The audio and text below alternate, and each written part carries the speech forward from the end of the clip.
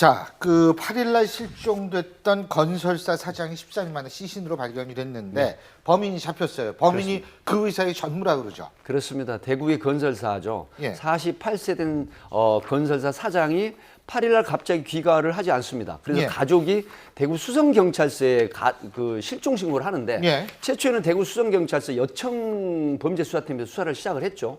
그런데 수사를 하다 보니까 이건 뭔가 굉장히 아리송한 부분이 나오면서 분명히 이거는 범죄에 기인한 거다 해가지고 결국 대구 수성경찰서 형사과 강력 2팀을 전담반으로 지정을 수사를 합니다. 그래서 이제 조모 전무가 마지막으로 사장하고 골프를 치고 식당에서 헤어진 이후에 종족이 묘연한 이 부분을 집중적으로 수사를 하게 됩니다. 예. 그래서 결국은 바로 교통 범죄 그 예방 CCTV에 영천과 군이 그다음에 이 3개 군데입니다. 청송. 이 3개 군데 도로를 추적을 해봤는데 어느 도로에서 갑자기 교통 방범 CCTV에 찍히지 않습니다.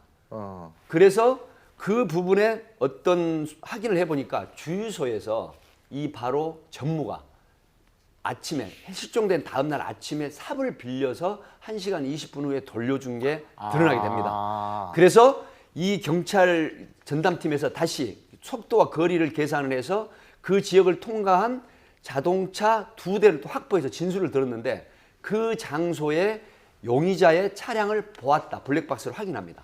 그래서 긴급 경북 지역인 한 대학교 주차장에서 체포를 하고 체포 이후에 피의자는 계속해서 자해 소동을 벌입니다. 나는 범인 아니다. 그럼 무기를 행사한다. 그런데 어떻게 시신을 발견해냈느냐? 그 분석을 하게 됩니다.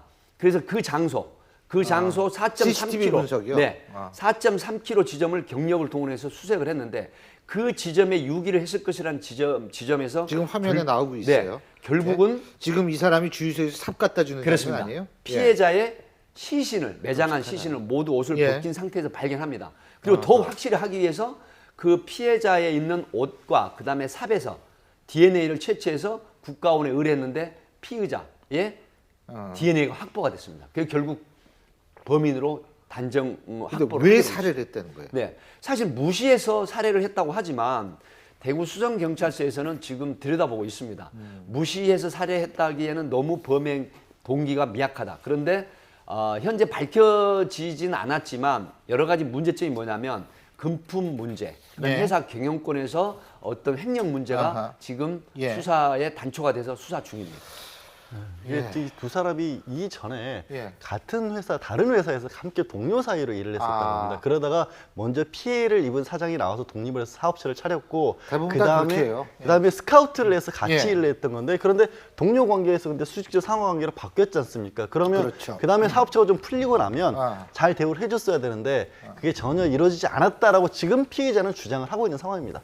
우발적인 상황이라고 볼 수 없는 또 다른 이유가 뭐냐면 이 피의자가 그 피해자의 가족과 굉장히 또 가까운 사이였답니다. 그런데 피해자의 가족들에게 실종 이후에 세 차례나 만나서 이야기하는데 한 번도 그런 어떤 죄책감의 얼굴이 없이 뭐 그 평상시와 똑같이 대했다는 것이죠. 그렇다면 완전 범죄를 꿈꾸는 하나의 계획된 살인이었다 하는 것이 이제 경찰의 증언입니다. 알겠습니다.